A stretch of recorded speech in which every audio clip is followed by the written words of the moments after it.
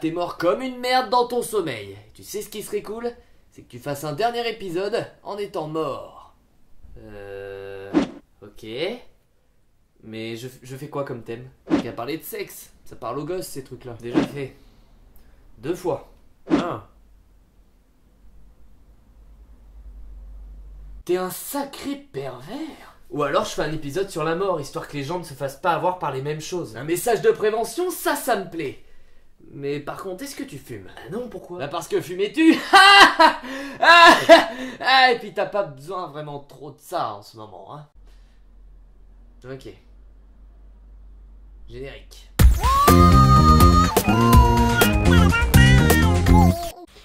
Et je dirais même que fumer tue plutôt 2 fois qu'une.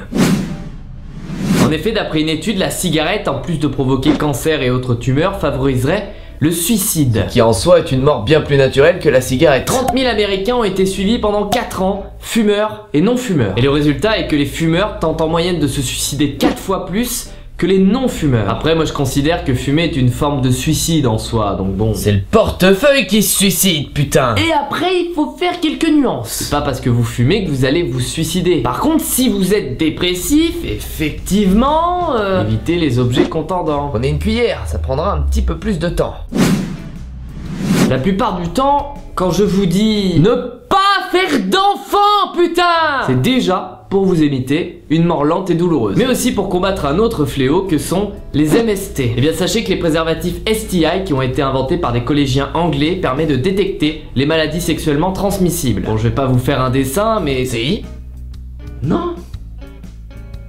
T'es sale! En fait, le préservatif change de couleur au contact de maladies. Alors tout d'abord, des collégiens.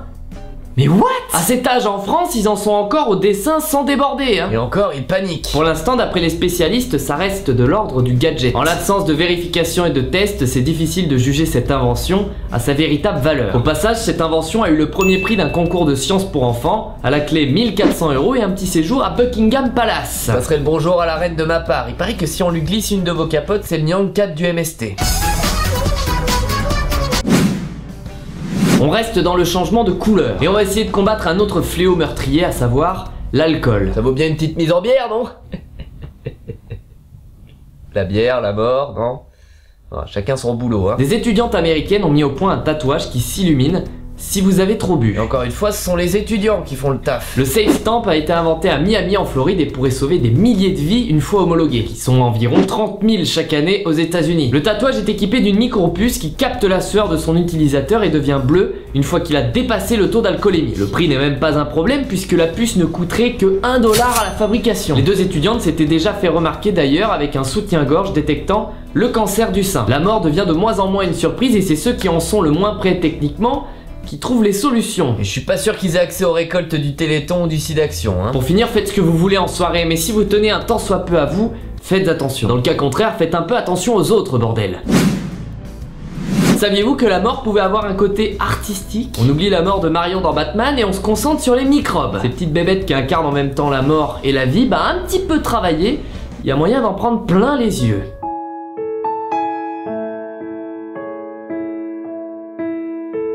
C'est un concours organisé par la Société américaine de microbiologie durant la semaine de la science. Le but est simple, créer une œuvre d'art composée uniquement de microbes et d'agar-agar. C'est ce qui va créer du lien entre les microbes. Aucune couleur n'est rajoutée, ceci étant uniquement remis à la réaction avec tous les éléments extérieurs. C'est inutile mais c'est joli, un peu comme un chat.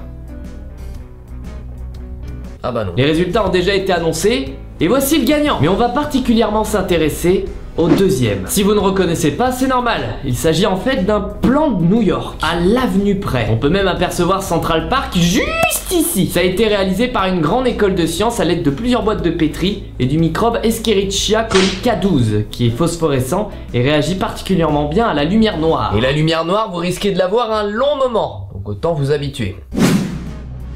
Le New York Times, peut-être l'un des journaux les plus influents du monde et sûrement l'un des plus lus, qui pose la question qu'il ne fallait pas poser à tout l'internet mondial. Auriez-vous tué bébé Hitler si vous pouviez remonter le temps? Mettons tout de suite les choses au clair, je pense que beaucoup de gens parmi vous se sont déjà dit putain alors lui il aurait fallu le tuer à la naissance quoi. Et de toute façon moi je l'ai toujours dit, il aurait fallu tuer tous les vieux à la naissance. Ouais. Si on met à part que ce soit bébé Hitler, le journal propose quand même de tuer un enfant. Alors je pense qu'il faut remettre les choses dans leur contexte. Bien sûr, Hitler n'est pas haineux de naissance. C'est l'histoire qu'il a vécue et les expériences qui l'ont touché qui l'a rendu comme ça. Et si vous voulez en savoir plus, je vous conseille ce reportage qui vous en apprendra beaucoup. Après, je défends en rien le type qu'il est devenu. Et les résultats du sondage, 30% ont répondu qu'ils ne tueraient pas le nourrisson, 28% ont répondu qu'ils étaient incertains, et 42%, donc une majorité, ont répondu qu'ils n'hésiteraient pas à assassiner bébé Hitler. Alors à ce point-là, je ferai attention à votre bambin les gars, parce que ce genre de sondage pourrait pousser des gens à tuer des marmots juste parce qu'ils ont peur de ce qu'ils vont devenir. Arrêtons de reconstruire notre passé et tentons de construire notre présent. Voilà, cet épisode est terminé. Merci de l'avoir suivi. N'hésitez pas à partager la vidéo, à mettre un gros pouce bleu, à vous abonner, à me suivre sur tous les réseaux sociaux. J'en fais trop pour aujourd'hui. Bien. Félicitations pour ce dernier épisode, mais maintenant, il faut y aller. Quoi? Le jugement dernier, mon ami. Alors ça existe cette connerie-là?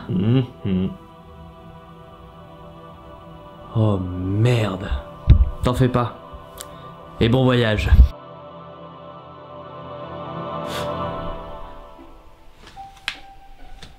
Avance-toi. Vous êtes Dieu? En effet, je suis la créature du bien, celui qui a toutes les décisions, celui qui décide de ton sort, celui qui vit en chacun de vous et ferait s'abattre 1000 feux sur vous.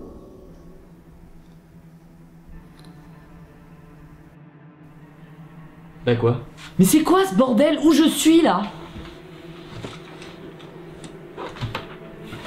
En plein cauchemar.